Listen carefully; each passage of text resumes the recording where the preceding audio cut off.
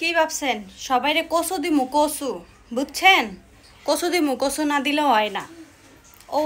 ভয় পায় না আর এই কচু সেই কচু না রান্না করে কচু দিমু তো আসেন দেখাই আপনাদেরকে তো সবাই কেমন আছেন বন্ধুরা আসসালামু আলাইকুম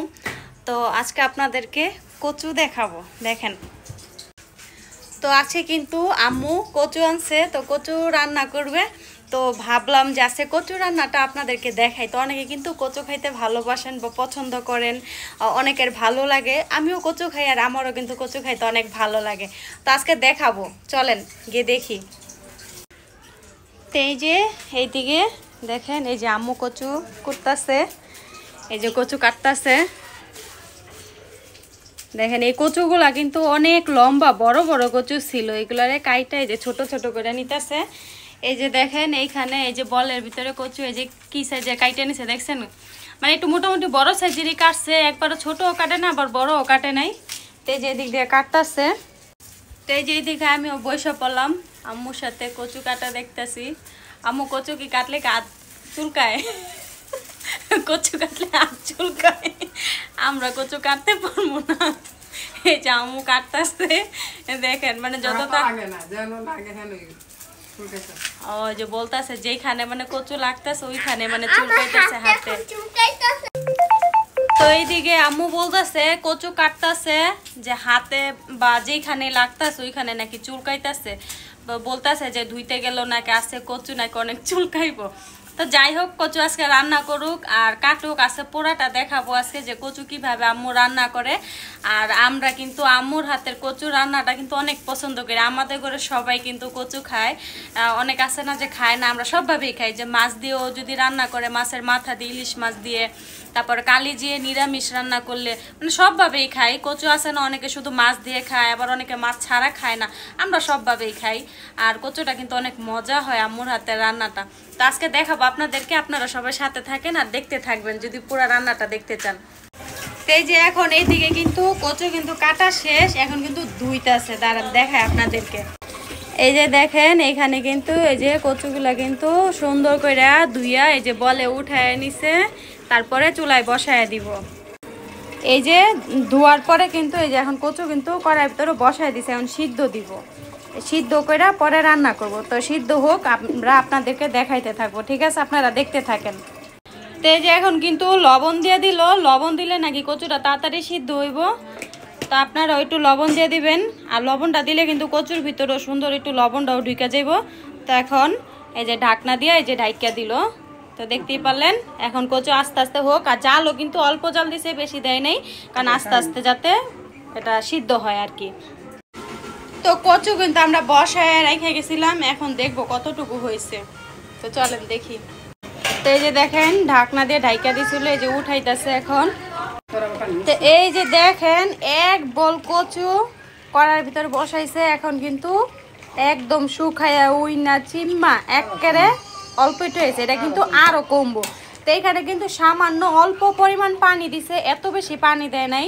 তো এটা কিন্তু আরো সিদ্ধ হইব তো সিদ্ধ হইলে পরে কিন্তু ওই যে নামায় ফেলবো আর বেশি সিদ্ধ হইব না প্রায় হয়েই গেছে তো আপনারা দেখতে থাকুন তো কচু সিদ্ধ হতে থাকুক তা আমরা পরে আবার দেখাবো আপনাদেরকে কিভাবে রান্না করে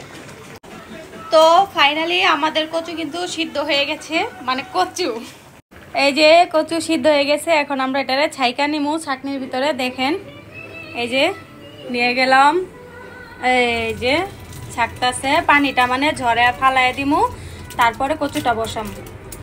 তো এখন আমরা পুরো রান্নায় চলে যাব রান্না কিভাবে করে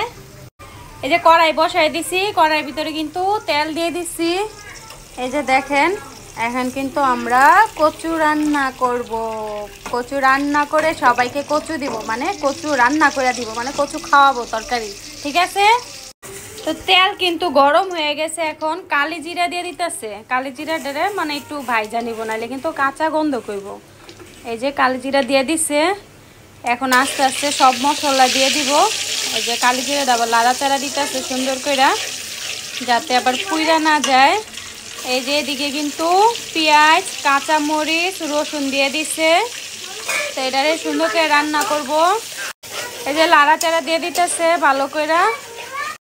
তো এই যে এখন কিন্তু পেঁয়াজ কিন্তু দেখেন সুন্দর গরম হয়ে গেছে। এখন তেজপাতা, এলাচ, দারচিনি দিয়ে দিল,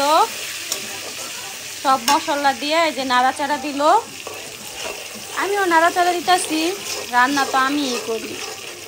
এই যে দেখেন আদা রসুন দিয়ে দিতেছে, এখন আদা রসুন দিয়ে যে নাড়াচাড়া দিয়ে দিতেছে, কাঁচামরিচও কিন্তু দিয়ে দিচ্ছে। এখন এই যে সব মশলা দিয়ে নাড়াচাড়া দিছে। তো মশলা হয়ে গেছে, এখন কিন্তু লবণ দিয়ে দিল, আপনারা আপনাদের পরিমাণ মতো দিয়ে নেবেন। আর এখন কিন্তু আরও মশলা দিব, মশলা কিন্তু দেওয়া এখনো হয় নাই, আরও বাকি আছে। তো কি কি মশলা দেয় দেখতে থাকুন। এই যে হলুদের গুঁড়া দিয়ে দিলাম, তারপরে আমি নাড়াচাড়া দেই, আম্মু দিকটা মশলা দেখ। তো দেখেন আমি আর আম্মু মিলে রান্না করতেছি। আম্মু রান্না করেন, আমি রান্না করি, বুঝছেন? আম্মুকে দেখা দিতেছে। এই যে মরিচ দিয়ে দিল সামান্য অল্প একটু, তারপরে একটু পানি দিয়ে দিলাম, পানি দিয়ে এটার একটু কষানো হলে পরে বাকি রান্না। তো এই যে দেখেন আমাদের মশলা কিন্তু কষে গেছে সুন্দর। এই যে যখন দেখেন যে কড়াইয়ের সাথে লেগে গেছে, এই সময় কিন্তু তো এই যে আমরা কিন্তু কচুটা দিয়ে দিলাম, এখন নাড়াচাড়া দিব। তো এই যে দেখেন কচু কিন্তু এখন নাড়াচাড়া দিতেছে আম্মু, কারণ আমি কিন্তু এত বেশি নাড়াচাড়া দিতে পারবো না। আম্মু কিন্তু এখন সব মশলা ভালো করে কষায়া কচুটারে সুন্দর ভালো করে নাড়াচাড়া দিতেছে, যাতে ভালো করে কচুটা মশলার সাথে মিশা যায়। তা আপনারা এইভাবে নাড়াচাড়া দিবেন। তো কচুটা রান্না হোক, তারপরে আমরা দেখাবো। আর কচু কিন্তু সবাইকে দিব,